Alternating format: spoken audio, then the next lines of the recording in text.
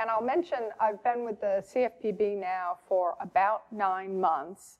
And I've been doing public service for over 20 years. Embarrassing to admit it sometimes. And the really, really interesting thing about the CFPB is that the public service that I do is so tangible. I worked for the Federal Reserve System and I worked on financial stability. And you do a lot of good works, but it's really hard to tell people, hey, we set good interest rates this month, and have that really be tangible. At the CFPB, a lot of the work is really, really tangible. And I'm going to start by giving a very short overview of consumer protection. And people will recognize all of these different agencies. And I want to point out that the top one, the Food and Drug Administration, that agency really, the prompt behind that agency was Upton Sinclair's book, The Jungle, about the disgusting habits of the meatpacking industry. And if you move down a little bit further to 1966, the National Traffic and Motor Vehicle Safety, many of you would remember Ralph Nader's book, Unsafe at Any Speed. And that was really the prompt that got this particular consumer protection going. For the Consumer Financial Protection Bureau, it was the most recent financial crisis. We came out of the Dodd-Frank Act as one of the 2 new agencies that are really designed to, 1, protect financial stability, and 2, the CFPB to protect consumers of financial products. I'm going to I'll give an overview of the CFPB, and I'm going to talk about the data that we have at the CFPB and what we're doing with that data and how the analysis that we're doing is actually impacting your daily life, not just the daily life of the average American, but it will have an impact on probably everyone in this room's life at some point. So an overview of the Consumer Financial Protection Bureau. We were created by the Dodd-Frank Act in 2010. Took about a year to stand up the agency, so we're really about 4 years old right now. Our mission is to help consumers of financial products and services. Probably everyone in this room has taken out a loan, either for a car or a mortgage or an education. Probably most of you have a credit card, and I don't know if you've tried to read your credit card plans, but sometimes they're a little complicated. You all have bank accounts, you all have debit cards, and all of these are products that you want to be able to use effectively and not be taken advantage of. So we have a couple of missions, and I'll talk about that a little bit more. But the main thing is we want to make the consumer financial product markets available and usable for American consumers. But we also want to ensure that the regulations that the financial institutions have to follow are easy to follow. If you've ever had to read a regulation, it's a nightmare. They're really hard to understand. And part of what will help consumers is if banks and other types of financial institutions can understand the rules, they'll be better able to implement them. So an overview of the CFPB. I like to say we educate, we enforce, and we study. And I'm going to talk about a number of data stories in a couple of minutes. And throughout those data stories, you'll see the theme, educate, enforce, and study. So having worked at other financial regulators, I've dealt with the study and the enforce mission before. One of the things that I find really unique about the CFPB and that I really, really like is the educate mission. It's not just force banks to comply with laws and regulations. It's not just study financial markets and figure out how things work and how to make them work better, but it's also how do you educate individuals so that they can make good financial decisions. One of the things we talk about sitting around tables at the office is people will shop for a house. They'll go, they'll look at every feature, they'll negotiate the price of the house, they'll look at all of the details and really work over like every $1,000 towards the price of that house. But when it comes time to actually finance the house, a lot of people will put that decision in somebody else's hand. It's complicated, it's hard, and not everybody has the confidence and the background to really make a sound financial decision. So we want to provide tools and information and education so that people can make this very, very important decision with the tools that they need. So what do we do at the CFPB with our data? We collect consumer complaints, and I'm going to talk about that in a minute. And I'll mention that we just had Time Magazine just did an article about the CFPB and called us the agency that's got your back, which was actually kind of cool and fun. And that's because of our consumer complaints. We inform rulemaking with data. You can't make good rules without a lot of information and analysis behind it. We study financial markets. Economists like to say markets are optimized and people behave the way that they should, but in reality, we all know that people don't always behave in an optimal way. So we like to see how do people really behave when they're making financial decisions so that we can write rules that actually help people in the way that they actually behave. When it's necessary, we'll go and enforce that financial institutions actually do what the laws require. And sometimes that means bringing them to court. And we have a lot of, if you went to the CFPB's website, we have a lot of cases where we've gone to court and we've actually sued companies and we've gotten money back for consumers. And then we also supervise financial institutions to ensure that they're complying with the laws. I'm going to talk about the consumer complaint database for a minute. And this has been one of our flagship data assets. We collect, anyone in this room can go on the internet, and if you have a problem or a concern with a financial institution that you're engaging with, maybe you think your bank charged you excess fees, maybe you repaid a loan that they're saying you didn't repay, maybe there's whatever your problem is with a financial institution, you go in and submit a complaint, and that complaint gets reviewed by an investigator. Every complaint gets vetted.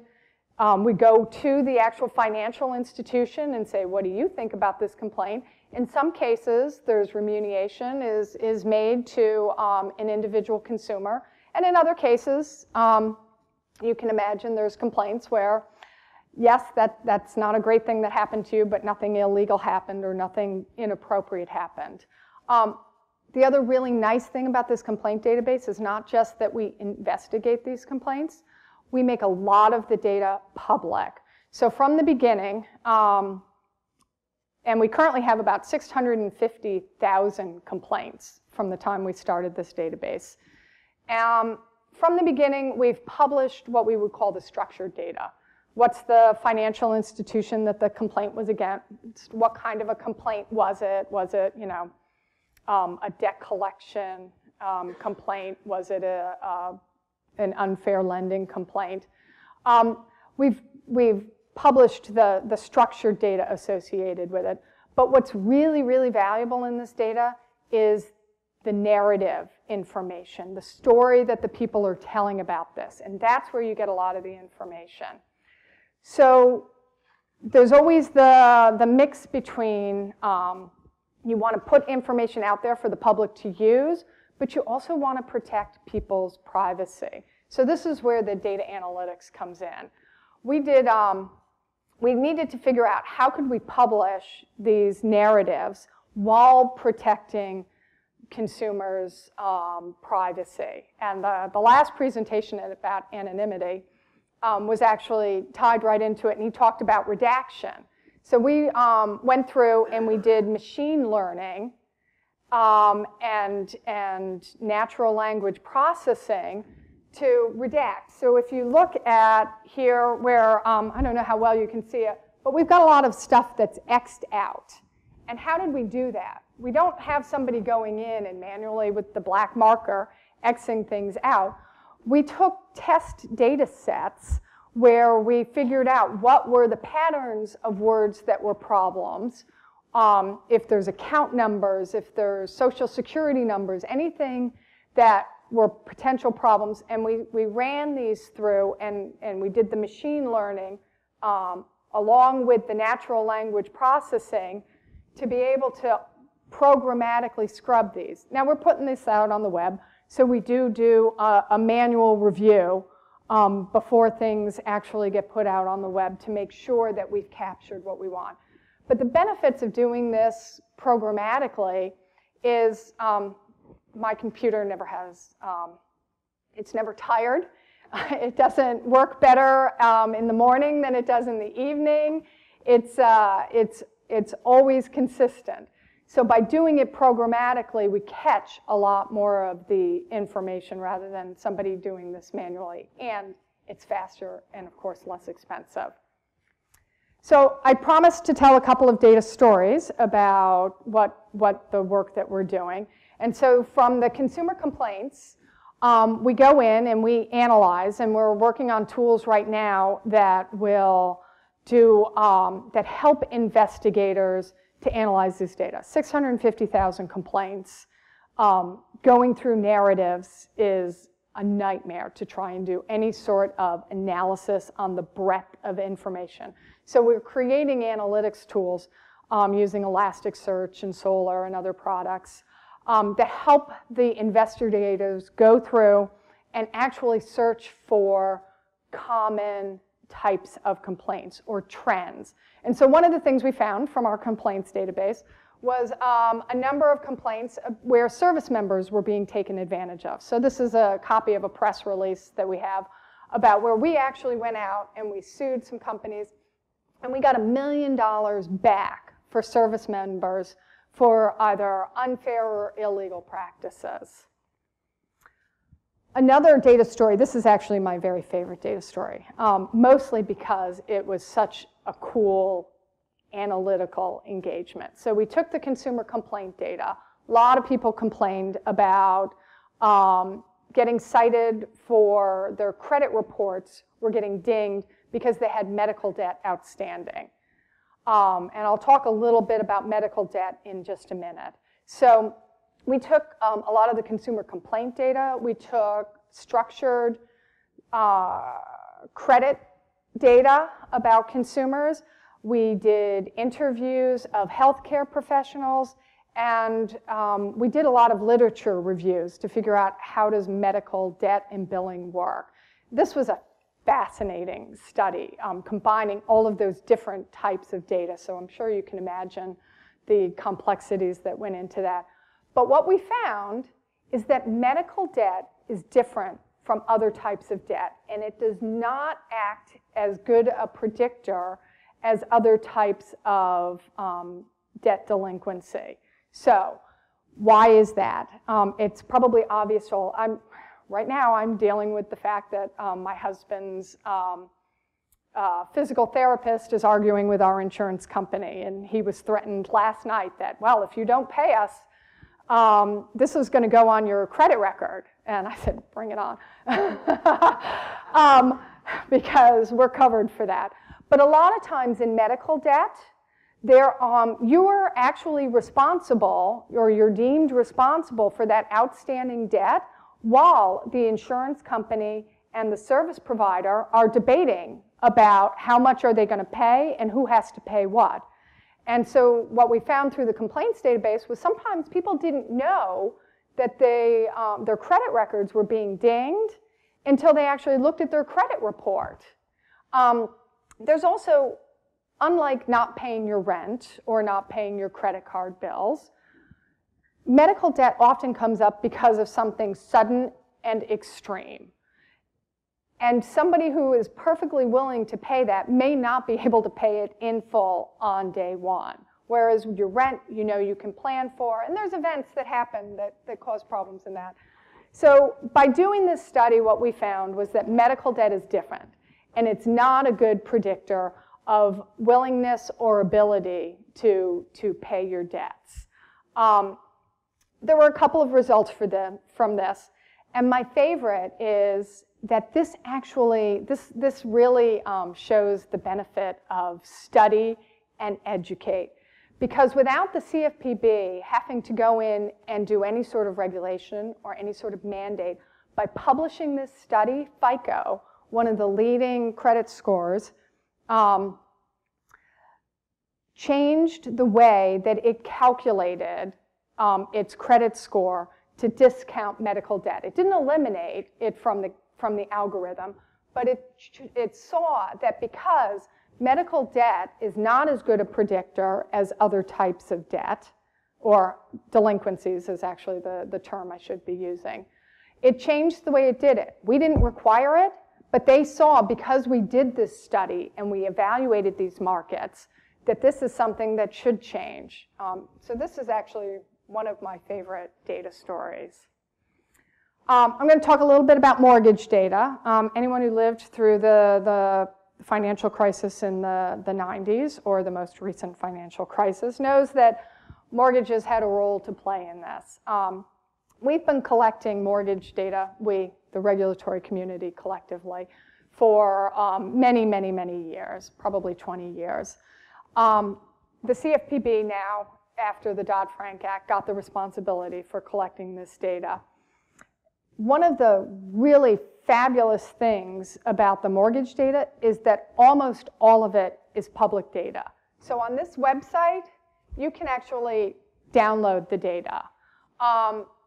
What I would like to show is, one, I'll tell a data story about how another agency, HUD, the Housing Urban Development, I think is, anyone here work for HUD? Okay, good, then you can't correct me.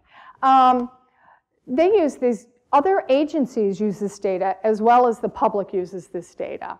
And so what HUD did is they went in and used the HMDA mortgage data. HMDA stands for Home Mortgage Disclosure Act.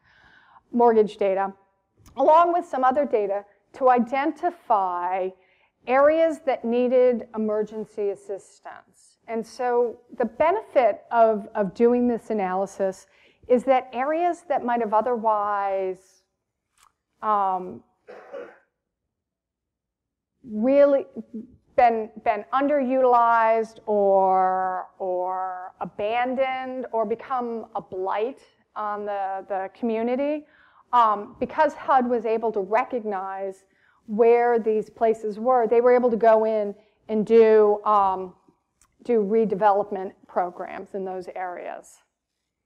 So I'm going to talk a little bit more about the HMDA data because we make it public, and I'm just going to show you, and that did not work. What?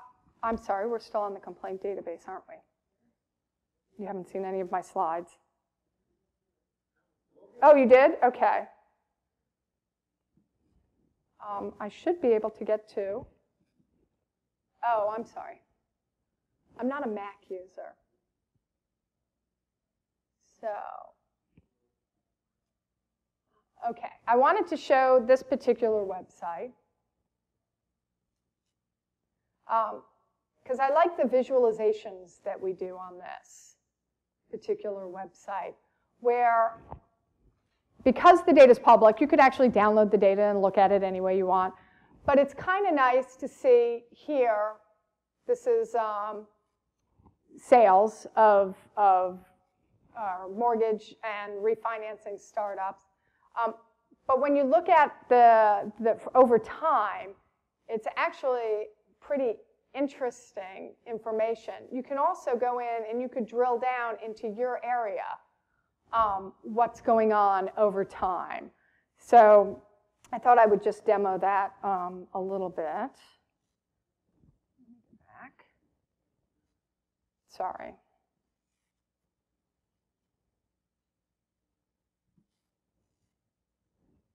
Okay. I talked about the educate mission a couple of times, and you'll hear that theme again and again. We want to create tools, and we need to use data to create tools that will help consumers make good financial decisions. One of my favorite parts of our website, I'll also mention here that because we have this educate mission, one of the other ways we use data is we do a lot of web analytics. We do more web analytics than most of the other government agencies that I've ever dealt with, because we're really interested in who's coming to what page and how effective is our education information. So when I got to the CFPB, I was actually quite impressed with the types of web analytics that we're doing. We're looking at how much time is someone spending on a given website. Because if they're just clicking through, they're not getting the information. But if they're spending time on the website, it's a better indication that they're actually getting the information that they need from this particular website. So we have owning a home. Lots of people buy houses. They, as I mentioned before, they spend a lot of time negotiating the actual price of the house. And then they don't spend as much time on figuring out how to actually finance this purchase. Again, I apologize because this is not my... So I wanted to just show real quickly, this is real simple data underlying some of these visualizations, but it can be really powerful information. So most people, when they go in and they're trying to get a loan, they don't really know what the rates are in their area, and they don't know what they should expect for a rate. So what we did is we took some data and we threw it on here, and we said for different credit ratings, like whatever your credit score is, and for wherever you're located, like this is in Alabama, we could look up DC, what are you likely to have to pay for an interest rate? And so obviously, depending on your credit score, what you have to pay is likely to change. So, and what state you're in is likely to be a deciding factor in the rate that you're going to pay. So this doesn't tell you, this is certainly not all the information that you need to make a mortgage decision, but it's giving you an idea of what you should be looking for in terms of rates. So if the current rates are, I can't read that, like the highest one is 5% there. If you go to a lender and he's offering a 6% rate, you should not talk to that lender. Even if somebody recommended this particular lender, you should know that there are better rates available in your area. So we're trying to create tools that will help consumers make these better decisions. There's also a ton of textual educational information behind here that talks about like what are points and how should you include these in your decision factors.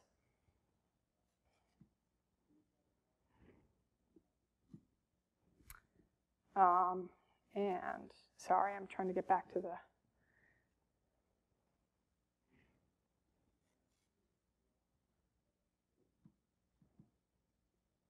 I think next time I won't toggle between.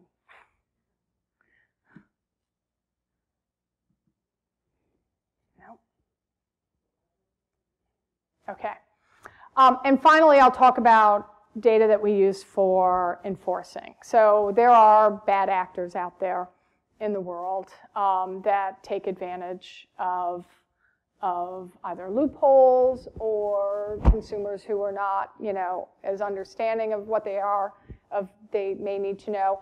And there's also times when people, when corporations don't necessarily know that they're not complying with all the rules and regulations. So this is an example where our data scientists helped out with this particular enforcement action, because debt collectors are not allowed to call you at 3 o'clock in the morning every night. There's rules around debt collection. And so our data scientists, the step that they had to take was, there was a lot of complaints, I believe, and there was a reason to believe that debt collection was being done inappropriately. So when we went in and investigated this, there were several things we investigated for, but one of them was calls in the middle of the night for people who had outstanding debt. You can't just assume that because someone's area code on their phone actually indicates where they live, especially now with cell phones. And companies don't always have people's addresses. So we had to figure out how could we normalize where do people live. So we took a bunch of information and then normalized where the zones were that people were living to be able to do this study to see, was there a problem with the debt collection? And you can see here that we did discover a number of problems with the student loan servicing practices, and we got money back for consumers again. So I'll summarize, and I see I'm almost out of time, that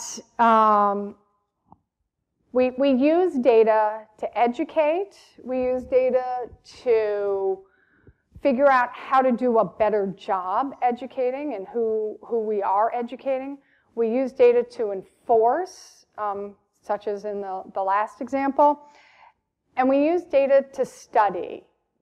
We need to study markets. We need to study what would be the impact of different types of rules that we might impose to ensure that we get the results that we want rather than unintended consequences. So that's all I have to say about the CFPB and our data.